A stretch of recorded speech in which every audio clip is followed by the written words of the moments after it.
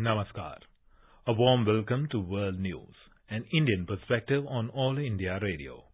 This is R.S. Raghu, bringing glimpses of major developments of the day from across the globe. The headlines. Indian naval ship Kiltan carrying humanitarian assistance for flood-affected Vietnam arrives at Na Rong port in Ho Chi Minh City. India and China agree to hold a 9th round of senior commander meeting for disengagement of troops along the LAC. EU and UK reach a post-Brexit trade deal. US President Donald Trump vetoes $740 billion defense policy bill. Israel to impose a third national lockdown to fight climbing COVID-19 infections. China launches investigation into alleged anti-competition practices by e-commerce giant Alibaba. And India adds Sokar wetland complex to Ramsar site. Indian naval ship Kiltan carrying humanitarian assistance to flood-affected Vietnam has arrived at Na Rong port in Ho Chi Minh City. The assistance is a part of Mission Sagar, the third India's humanitarian assistance and disaster relief HADR assistance to friendly foreign countries during the ongoing pandemic. The ship will deliver 15 tons of HADR stores for the flood-affected people of central Vietnam. This assistance is reflective of the deep people-to-people connect between the two friendly countries. Mission Sagar III is being undertaken in accordance with Prime Minister Narendra Modi's vision of Sagar, security and growth for all in the region. It reiterates India's position as a dependable partner and the Indian Navy as the preferred security partner and first responder. The mission also highlights the importance accorded to ASEAN countries and further strengthens the existing bonds. Prime Minister of India, Mr. Narendra Modi, today said that Gurudev Rabindranath Tagore's vision is the essence of Atmanirbhar Bharat, which is the path of India's welfare for world welfare. Addressing the centenary celebrations of the Vishwa Bharati University in Shantiniketan through video conferencing, Prime Minister said, Gurudev wanted that the world should benefit from what is best in India and it should also learn from what is good in the world. He said, India is spreading message emanating from Vishwa Bharati to the whole world. The Prime Minister said, Vishwa Bharati showed us how to live and learn with nature.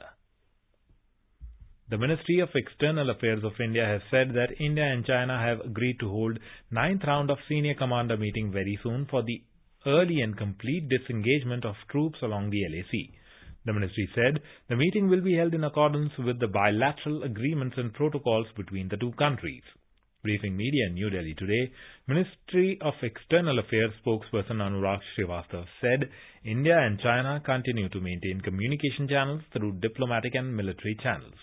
On the recent political development in Nepal, the spokesperson said that these are internal matters of Nepal to decide as per its democratic processes. He said that India will continue to support Nepal and its people in moving forward on the path of peace, prosperity and development. Mr. Srivastava informed that India is looking forward to welcome the British Prime Minister Boris Johnson as a chief guest at the Republic Day parade in Delhi next month.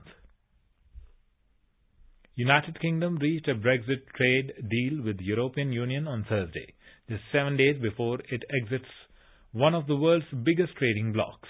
Announcing the deal, the UK Prime Minister Boris Johnson has said, although UK have left the EU, the country will remain culturally, emotionally, historically, strategically, geologically attached to Europe. The UK formally left the EU on January 31st, but has since been in a transition period under which rules on trade, travel and business remained unchanged until the end of this year. The details of the agreement have yet to be made public. US President Donald Trump has vetoed a $740 billion defense policy bill. The President has objected the provisions of the bill that limit troops withdrawals from foreign countries and remove Confederate leaders' names from military bases. He also wanted it to repeal a liability shield for social media companies.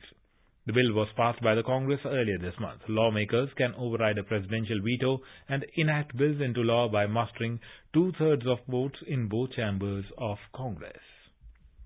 This is All India Radio, giving you the world news. In a big development in China's market ecosystem, the country's top market watchdog on Thursday started investigation into alleged anti-competition practices by e-commerce giant Alibaba. The State Administration for Market Regulation (SAMR) in a statement announced that, based on reports, it has filed investigations into Alibaba Group Holdings Company Limited for suspected monopolistic conduct. The fresh investigation follows the dramatic suspension of the planned $37 billion IPO of its affiliate Ant Group in November and the summoning of its founder, billionaire Jack Ma, by government officials as well as the People's Bank of China to provide views regarding the health and stability of the financial sector. News led to tumbling of Alibaba shares by more than 8% in Hong Kong as per reports. Regulators will also hold supervisory and guidance talks with Alibaba's gigantic financial services subsidiary Ant Group, state media reported.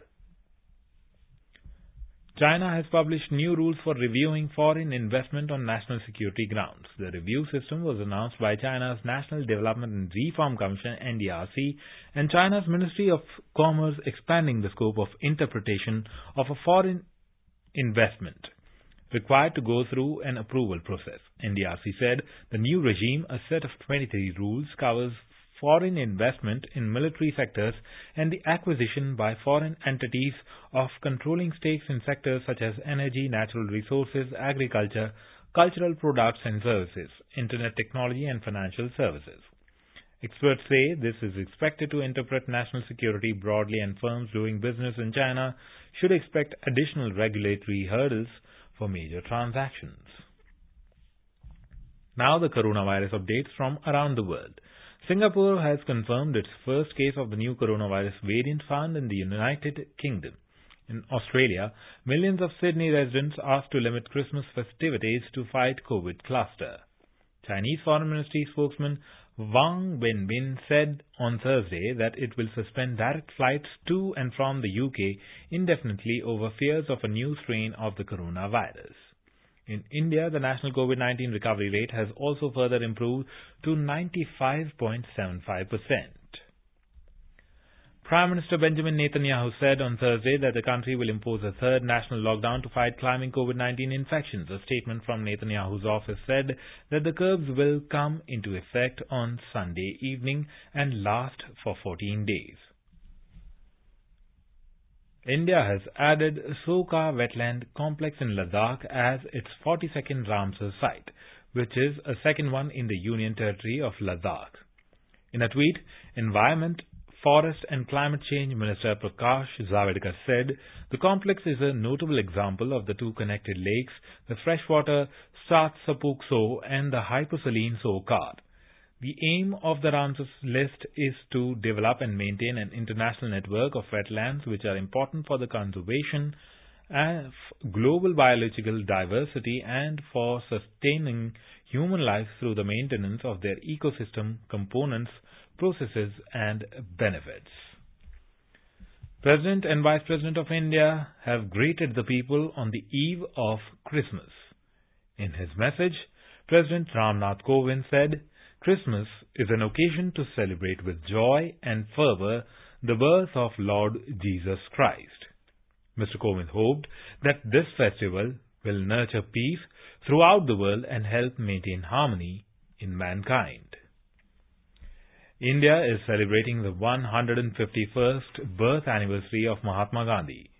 Before we end, let us listen to his favorite bhajan, Vaishnav Jan, by artists from Israel.